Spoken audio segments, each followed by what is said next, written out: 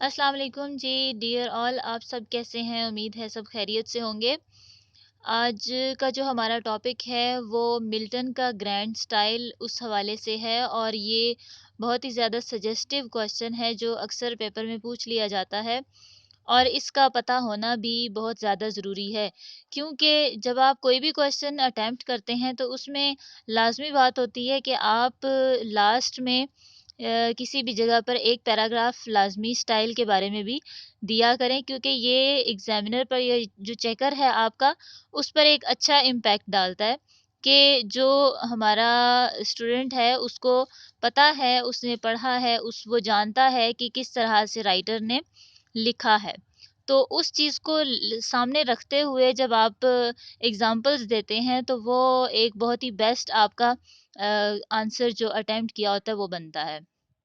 तो मज़ीद वीडियो को स्टार्ट करने से पहले मैं ये कहूँगी कि आप चैनल को सब्सक्राइब कीजिए, लाइक करें वीडियो को, और शेयर भी कीजिएगा इसे, ताकि बाकी जो और लोग हैं जानने वाले, जो मास्टर्स इंग्लिश के हवाले से हैं या जो दूसरे एग्ज़ाम्स की प्रिपरेशन कर रहे हैं जो गवर्नमेंट लेवल के हैं, उनके लिए बहुत ज़्यादा हेल्पफुल हो।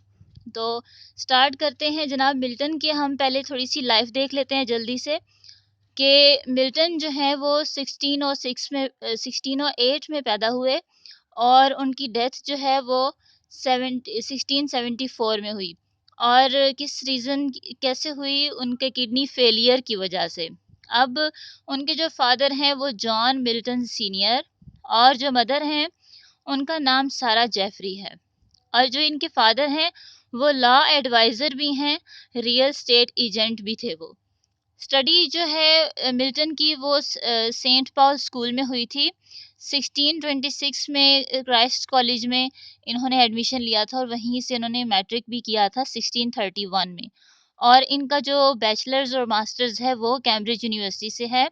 इन 1632 इन्होंने मास्टर की डिग्री कंप्लीट की थी। और इन्होंने जो विजिट्स किए हैं अपनी लाइफ में वो फ्रांस, स्विट्ज़रलैंड, इटली और नेपाल वगैरह के एरियाज़ में इन्होंने की है। ग्रीस भी जाना चाहते थे, लेकिन वहाँ से वापस आ गए थे। और इनकी अगर पर्सनल लाइफ हम देखते हैं तो उनकी जो मदर हैं उनकी डेथ हुई थी 1637 में, और फादर की डेथ हुई थी 1647 में।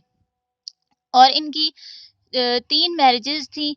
फर्स्ट जो मैरिज की थी इन्होंने वो मैरी पॉवेल से की थी। वो 16 टू 17 इयर्स ओल्ड एक लड़की थी जिससे इन्होंने शादी की थी, और उनसे इनकी 2 बेटियाँ और 1 बेटा था। और फिर एक ऐसा ईयर भी आया कि इनकी जो फर्स्ट वाइफ़ थी और जो सन बेटा था, एक ही इकलौता बेटा, दोनों की डेथ हो गई थी। और फिर इस वजह से उन्होंने सेकंड मैरिज की, और कैथरीन की भी सेकंड डेथ हो गई थी, और उसके बाद थर्ड मैरिज इन्होंने की थी एलिज़ाबेथ से, और उसकी भी डेथ हो गई थी। अच्छा, और आगे हम देखते हैं 1640 में ये अपॉइंटेड हुए थे as a secretary of foreign tongues, क्योंकि ये बहुत ज़्यादा लैंग्वेजेज़ को जानते थे। बहुत सारी इन्होंने लैंग्वेजेज़ सीखी थी कैम्ब्रिज कॉलेज में भी, कैम्ब्रिज यूनिवर्सिटी में भी। और 1659 में इनको अरेस्ट किया गया था, और उसकी रीज़न ये थी कि इन्होंने डिफेंड किया था, सपोर्ट किया था चार्ल्स द सेकंड को, जिसका नाम था ओलिवर क्रॉमवेल। और फिर इसके बाद इन्होंने बहुत सी government servant, as a government servant services भी दी हैं, सर्वेंट रहे हैं गवर्नमेंट के। बैकग्राउंड अगर हम इनकी पोएट्री का देखें, इस पोएम का जो पैराडाइज़ लॉस्ट है, बैकग्राउंड में हमें क्या चीज़ें नज़र आती हैं? Civil war in England.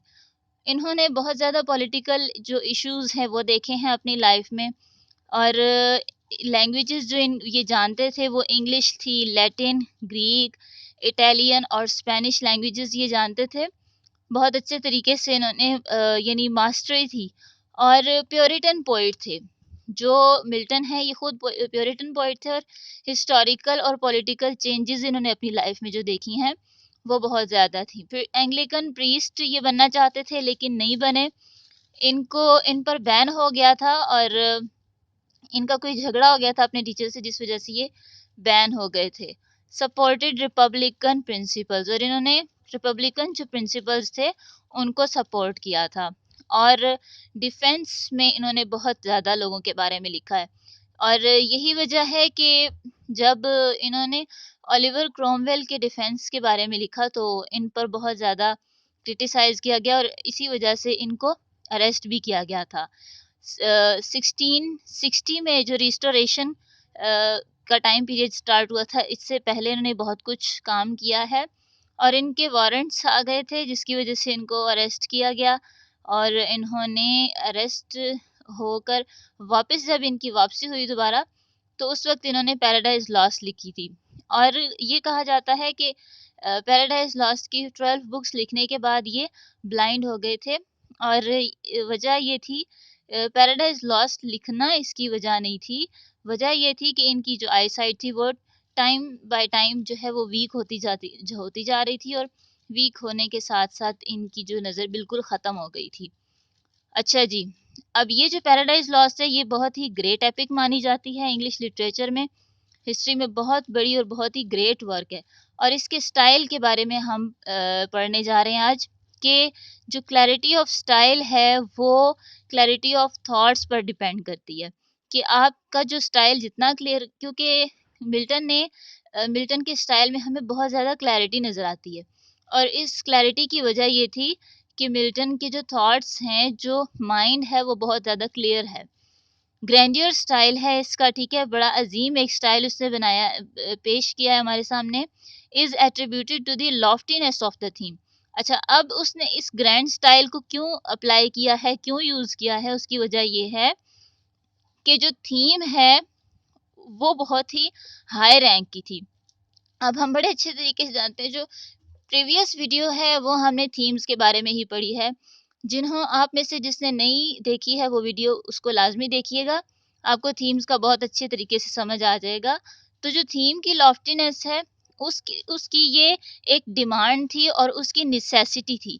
कोई भी एपिक है उसकी नेसेसिटी यही है कि उसके अंदर ग्रेट वर्ड्स और जो राइटिंग स्टाइल है वो ग्रेट होना चाहिए। स्टाइल जो है उसका वो यूनिक और मैचलेस है इंग्लिश लिटरेचर में। और हम ये देखते हैं कि इंग्लिश लिटरेचर में इस वजह से वो एक मैचलेस स्टाइल है क्योंकि लॉफ्टी कंसेप्शन है, ठीक है, वही बात है जो लॉफ्टीनेस ऑफ द थीम, यही चीज़ है कि लॉफ्टी कंसेप्शन, रिच इमेजिनेशन थे उसके और डिग्निफाइड वर्ड्स हैं, ठीक है, फ्रेजेस भी उसी तरह उसने ग्रेट ग्रेट जो स्टाइल है उसमें यूज़ किए हैं और अनयूजुअल डिवाइसेस उसने यूज़ की हैं जो बाकी दूसरे जो इंग्लिश लिटरेचर के राइटर्स थे उनसे डिफरेंट और यूनिक हैं। और इंटेलेक्चुअल और लर्न्ड पीपल के लिए ये जो पैराडाइज लॉस्ट है वो लिखी गई है। अब आम इंसान इसको नहीं समझ सकता, जो एक अनपढ़ इंसान है या जिसकी इंग्लिश बहुत अच्छी नहीं है, लर्न्ड पीपल वही होते हैं जो इंटेलेक्चुअल भी होते हैं। तो enjoy the sweetness and depth of Milton style, जो इंटेलेक्चुअल और लर्न पीपल होते हैं वही मिल्टन के इस स्टाइल की डेप्थ को और स्वीटनेस को एंजॉय कर सकते हैं, अदरवाइज अदर कैन नॉट। और इसके अलावा हम ये चीज़ देखते हैं कि जो Milton was bound to use elevated and lofty style, ठीक है, मिल्टन जो है ना वो बाउंड थे इस स्टाइल को अपनाने के लिए और इन्होंने इस चीज़ को लाजमी करना था क्योंकि जो थीम है वो बहुत ही ज़्यादा ग्रेट है। जैसे अब हम ये देखते हैं कि जीसस क्राइस्ट हैं, उनका ज़िक्र होने जा रहा है तो उनके लिए वो कोई आम कोलोquial लैंग्वेज नहीं यूज़ करेगा बल्कि वो ग्रेट लैंग्वेज को ही यूज़ करेगा।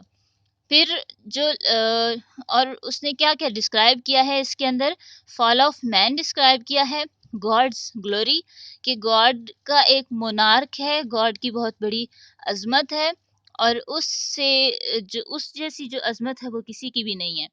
और थर्ड जो चीज़ है वो क्या डिस्क्राइब कर रहा है, रेबेल एंजल्स एंड सैटन, ठीक है, सैटन का जो रिबिलियन एक एटीट्यूड है उसको इसने डिस्क्राइब करना है और उसके बाद जो रेबेल एंजल्स हैं उसके साथ उसको उसने डिस्क्राइब करना है। तो ये जनाब पहली मेन चीज़ होगी, ये फर्स्ट पॉइंट आपका यहाँ क्लियर हुआ। सेकंड चीज़ पे हम आते हैं। अब एग्जांपल हम देख लेते हैं एक कि सैटन की स्पीच में से उसने एग्जांपल लिए कि वो सैटन का जो मेंटल फैकल्टीज हैं उसको डिस्क्राइब करता है और साथ ही साथ वो उसका फिजिकल स्ट्रक्चर भी बड़े ही खूबसूरत अंदाज में बयान करता है। बहुत ही इजी, नेचुरल और सिंपल लेकिन मैग्निफिसेंट वे में उसको वो डिस्क्राइब कर रहा है। और जैसे एग्जांपल हम लेते हैं, वो जो है ना एक सबलाइम पिक्चर जो है वो पेंट करता है फॉलन एंजल्स की, ठीक है। उनकी क्या कंडीशन है, वो बेसुध पड़े हुए हैं और उनका यानी कोई हाल नहीं है, वो उठने के काबिल नहीं है, यानी ऐसी उनकी कंडीशन है। और रिच इमेजेस उसने यूज़ किए हैं, जैसे बड़ी बड़ी टॉवरिंग जो इमेजेस हैं वो यूज़ करता है, ठीक है। और राइजिंग सन उसने बताया थ्रू मिस्ट और एन एक्लिप्स, यानी सूरज है भी लेकिन इसके बावजूद भी अंधेरा है और ग्रहण लगा हुआ है। फिर वो ये डिस्क्राइब करता है कि रूइन ऑफ मोनार्क्स, ठीक है, कि जो तख्त जो है वो गिर चुका है सैटर्न का और वो बुरे तरीके से यानी औंधा पड़ा है। रिवोल्यूशन ऑफ किंगडम्स, ठीक है जी, इनकलाब दिखाया है उसने किंगडम्स का। फिर सैटर्न का जो एलोक्वेंट और एलिजेंट स्पीच है वो किस तरह से उसने डिस्क्राइब किया, वो भी जो है ना एक वॉल्यूम दिखा रहे हैं, स्पीकिंग वॉल्यूम जो है ना वो दिखा रहे हैं मिल्टन के ग्रैंड स्टाइल में, जो कि एक एवरलास्टिंग जो इम्प्रेशन है ना रीडर के माइंड पर वो छोड़ता है। अब जो स्पीचेस हैं वो फुली रिवील हुई हैं सैटर्न की एग्जांपल्स से। अब एग्जाम्पलरी एक यानी खास किस्म की उसकी विल पावर है, ठीक है, और अनस्पीकेबल और डिटर्मिनेशन है उसके अंदर है, और अनशेकेबल कॉन्फिडेंस है उसके अंदर। और एक और चीज़ हम उसके अंदर देखते हैं कि अनबिलीवेबल करेज है उसके अंदर।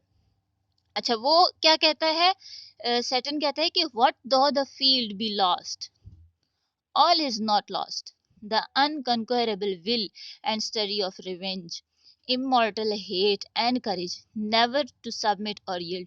यानी ना उसने झुकना है कभी और ना ही किसी के आगे अपने आप जो है ना उसने सबमिट करना है किसी के आगे।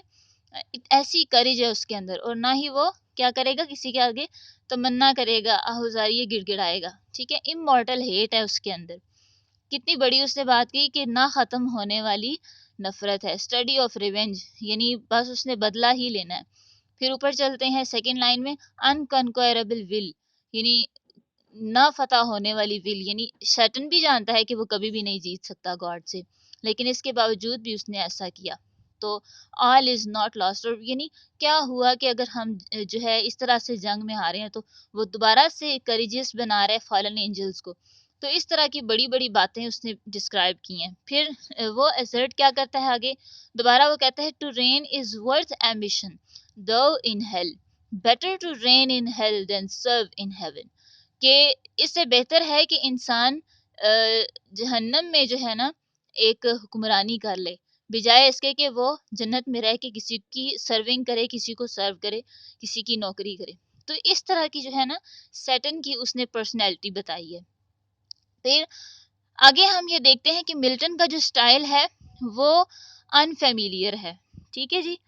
अनफेमिलियर उसका स्टाइल है, और जो अनकॉमन स्टाइल है वो आर्टिफिशियलिटी उसमें जो है नज़र आई है हमें, कि इतनी बड़ी बड़ी बातें, जैसे अब ये हमने देख लिया ना इसमें कि इमॉर्टल हेट और फिर उसके बाद रिवेंज और करेज, नेवर टू सबमिट और यील्ड। तो इस तरह की जो है ना चीज़ें उसने हमें दिखाई हैं। अच्छा, नेक्स्ट जो सेलिएंट फीचर्स अगर हम देखते हैं वो जो है ना लॉन्ग एंड कम्प्लेक्स सेंटेंसेस हैं उसके, ठीक है। अच्छा, ये सब उसने क्यों किया, क्यों उसने इतने ग्रैंड स्टाइल को जो है अपनाया है इस पोएम के अंदर, because this was the demand of this immense epic, ठीक है जी। तो इंग्लिश लैंग्वेज, इंग्लिश लिटरेचर में इस टाइप की कोई और दूसरी जो आप ये कह लें कि एपिक है वो नहीं लिखी गई है, जिसकी वजह इसी वजह से इतना, क्योंकि इसकी थीम भी बहुत ही ग्रेट है और साथ साथ हम स्टाइल को भी ग्रैंड देखते हैं। अच्छा, अंडरस्टूड आफ्टर सम लेबर। अच्छा, एक और नेक्स्ट जो चीज़ है वो हमें ये समझ आती है कि रीडर को उसके जो लॉन्ग सेंटेंसेस हैं वो लॉन्ग सेंटेंसेस मोस्टली कम्प्लेक्स ही होते हैं, और वो रीडर को कंफ्यूज बना देते हैं। कंफ्यूजन उसके उनके अंदर पैदा होती है कि यहाँ वो क्या कहना चाह रहा है। फिर कुछ मेहनत के बाद जब समझ आती है तो फिर वो उसका इफ़ेक्ट क्या होता है, एब्सोल्यूट इफेक्ट होता है, कैसे होता है? इफेक्ट ऑफ वंडर होता है, अमेजमेंट और एडमायरेशन के इफेक्ट्स होते हैं रीडर के ऊपर, क्योंकि ये rich rich in image meanings है, रिच इन मीनिंग। जो इसकी है ना एक और स्टाइल, आप ये इसको ऐड करेंगे। अब जब हम ओपनिंग लाइंस देखते हैं पैराडाइज लॉस्ट की, of man's first disobedience and the fruit of the forbidden tree, whose mortal taste brought death into the world and all over woe. With loss of Eden, till not one greater man. अब greater man यहाँ पर क्या है? देखिए अब हमें नहीं समझ आ रही है यहाँ पे। पहली लाइन में उसने हमें बताया कि इंसान की, एडम अलैहिस्सलाम की यहाँ पर बात की उसने कि फर्स्ट डिसओबीडियंस, सेकंड पे उसने हमें बताया कि किस वजह से, fruit, forbidden fruit, due to the eating of forbidden fruit, prohibited fruit था जिसको खाया था। ठीक है, अगर हमें पहले से इस हिस्टोरिकल रेफरेंस का पता ना होता तो हमें ये लाइंस कभी भी समझ नहीं आती। ठीक है, अब मॉर्टल टेस्ट ब्रॉट डेथ, अब उस फ्रूट को खाने की वजह से क्या आया? डेथ आई इन दुनिया में, into the world and all over. वो जितनी भी परेशानियां, तकलीफें, मसाइब हैं, वो सब के सब इस फ्रूट को खाने की वजह से आए हैं। Will with loss of Eden, अब क्या फिर उसकी उसका नतीजा क्या हुआ? एक तो डेथ आ गई दुनिया में, दूसरा मुसीबतें, परेशानियां, मसाइब, अलम जितने भी थे वो सारे आए, और फिर लॉस ऑफ ईडन भी आया। लेकिन लेकिन लास्ट में जो 1.5 लाइन है उसमें बताता है कि वन ग्रेटर मैन, यहाँ पे वो जीसस क्राइस्ट की बात कर रहा है। जीसस क्राइस्ट कौन है? ईसा अलैहिस्सलाम, कि वो जो है रिस्टोर करेंगे हमें, restore us and regain the blissful seat, और हमें दोबारा से हमारा मकाम दिलाएंगे। ठीक है, वो कुर्बानी, सेक्रीफाइस करेंगे। तो ये जो है ना थीम स्टार्ट में ही बता देना, एक बहुत ही ग्रेट स्टाइल है यहाँ पर।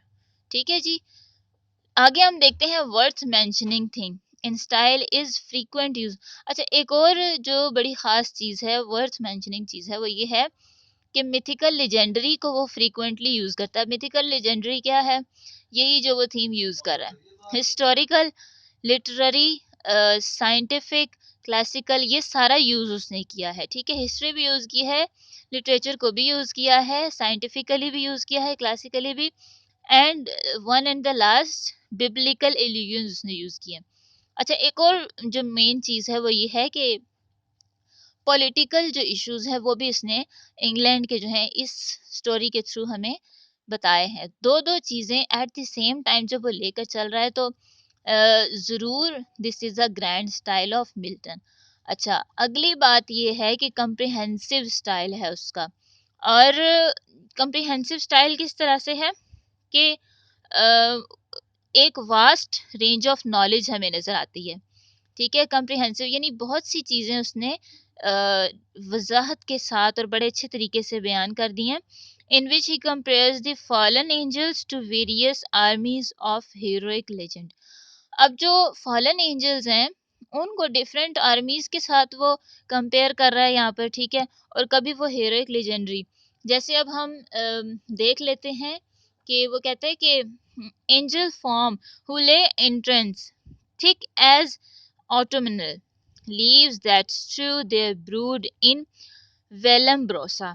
अब जो अपने वो बता रहे हैं कि किस कंडीशन में फॉलन एंजल्स पड़े हुए हैं, बड़ी बुरी तरीके से, और उनकी जो आगे औलादे हैं वो भी वेलम्ब्रोसा कहते हैं कि आप ये कह लें कि फॉरेस्ट टाइप जो एक जगह होती है जहाँ पर अंधेरा होता है और दलदल होती है, जहाँ से कभी इंसान निकल भी नहीं सकता, और अगर घुस जाए एक मर्तबा तो रास्ता ही भूल जाता है। अच्छा, हिस्टोरिकल रेफरेंस के लिहाज से ये हीरोइक लेजेंड जो बताया ना आपको वो था। अब आगे हिस्टोरिकल रेफरेंस अगर हम देखें इसका तो सिंग हेवनली म्यूज क्या करता है? वो म्यूजिक को कॉल करता है। ठीक है, स्टार्ट में ये स्टार्ट की जो फर्स्ट से लेके 26 तक लाइंस थी, ये उनका जिक्र हो रहा है कि हेवनली म्यूजिक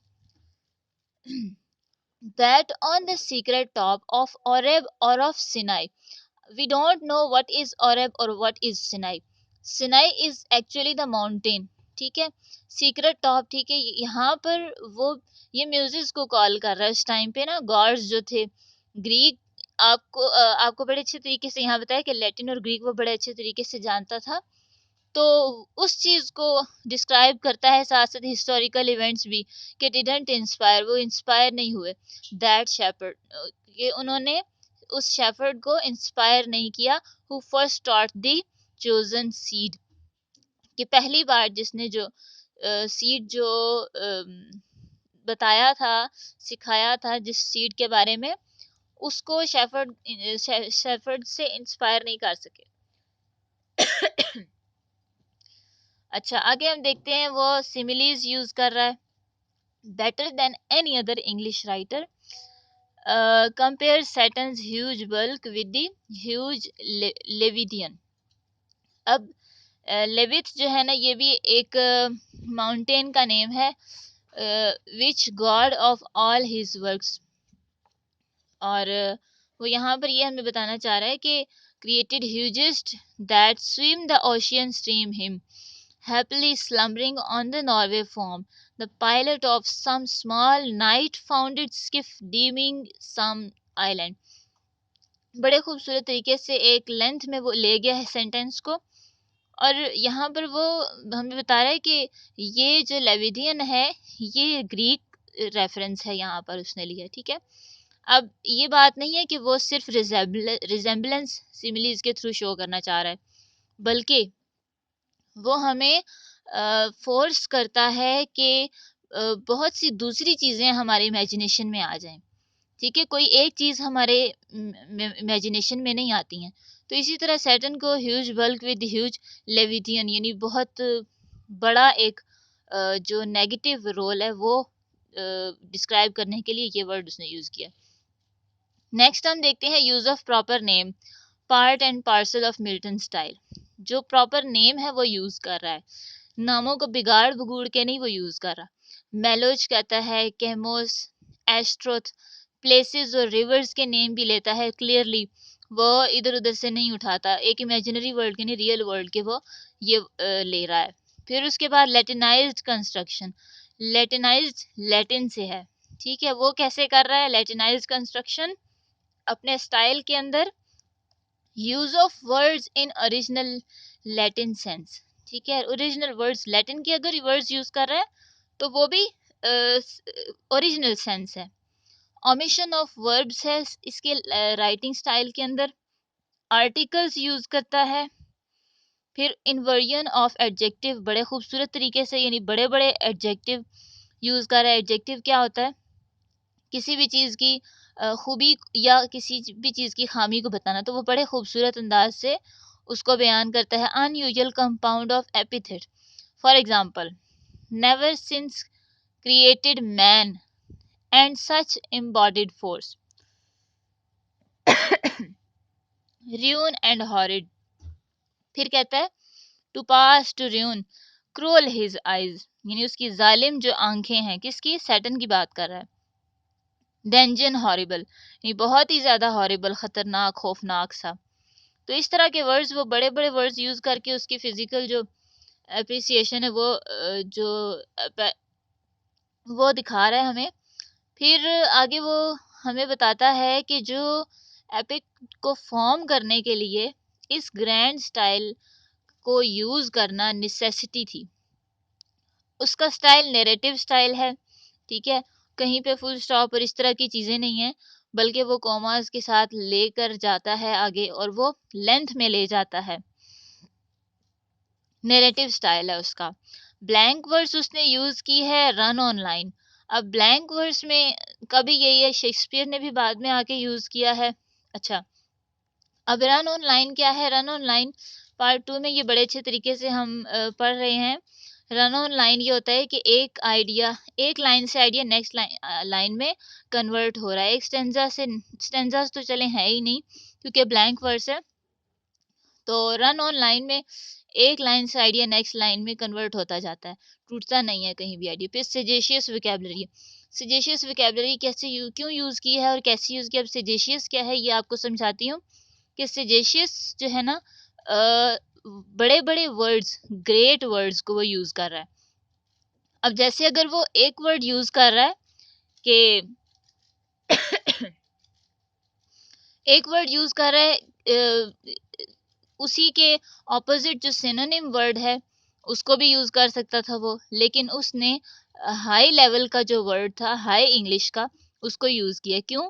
क्योंकि कैरेक्टर्स भी इसके अंदर ग्रेट है। जीसस क्राइस्ट की बात हो रही है, एडम एंड ईव जो फर्स्ट हमारे पेरेंट्स हैं, ठीक है, पहले दुनिया का पहला इंसान एडम, और पहले जो बाप हैं हमारे, उनकी जब वो बात करेगा तो कोई आम और कोलोकियल लैंग्वेज तो नहीं यूज करेगा, रेगुलर यूसेज वाली लैंग्वेज बिल्कुल भी यूज नहीं करेगा। इसलिए उसने अच्छे अच्छे बड़े बड़े अल्फाज यूज किए हैं as a vocabulary. One great man, ठीक है, यहाँ उसने जीसस क्राइस्ट या कुछ और नहीं कहा, वो कहता है वन ग्रेट मैन। फिर कॉइनेज न्यू वर्ड्स, ठीक है, कॉइनेज कहते हैं कि नई चीज को इजाद करना, सामने लेके आना, खुद से बना लेना, ये कॉइनेज न्यू वर्ड्स है। फिर सोनोरिटी ऑफ साउंड्स, अच्छा, फिर साउंड्स भी बड़े अच्छे तरीके से उसने डिस्क्राइब किए हैं। फिर सजेस्टिव आइडियाज दिए हैं उसने हमने, कैसे भी, कि सजेस्टिव आइडियाज यूं हैं कि एक जब वो आइडिया देता है तो उसको कंप्लीटली डिस्क्राइब किए बगैर ही नेक्स्ट चीज को बताना शुरू कर देता है वो। मिल्टन का जो स्टाइल है, हैज प्रिसीजन, कंसंट्रेशन एंड एल्यूसिवनेस। सजेस्टिवनेस है उसके स्टाइल के अंदर, कोलोquial नहीं है, और जो है ये चीज आपको पहले डिस्क्राइब कर दी है।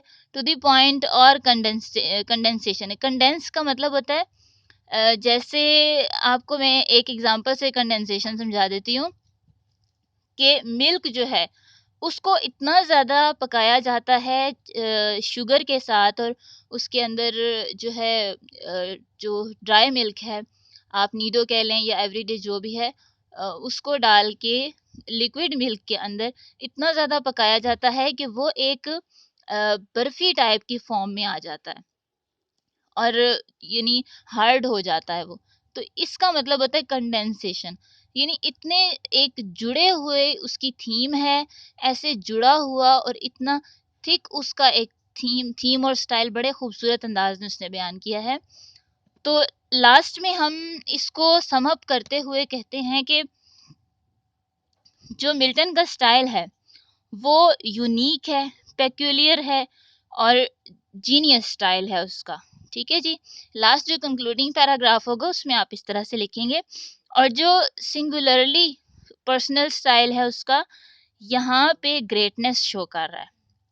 और जो पैराडाइज लॉस्ट की जो क्वालिटीज है ना, वो तमाम की तमाम फुलफिल कर रही हैं इसकी नीड्स को।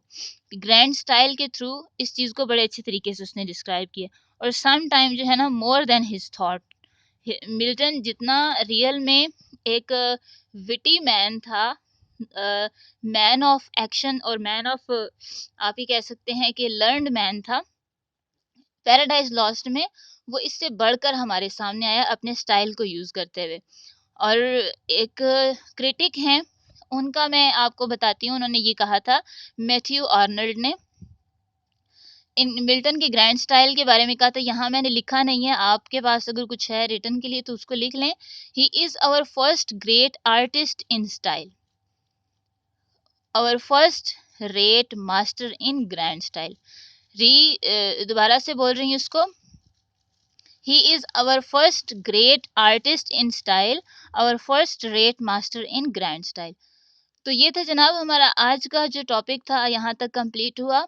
होप सो कि आपको बहुत अच्छी तरीके से समझ आया होगा।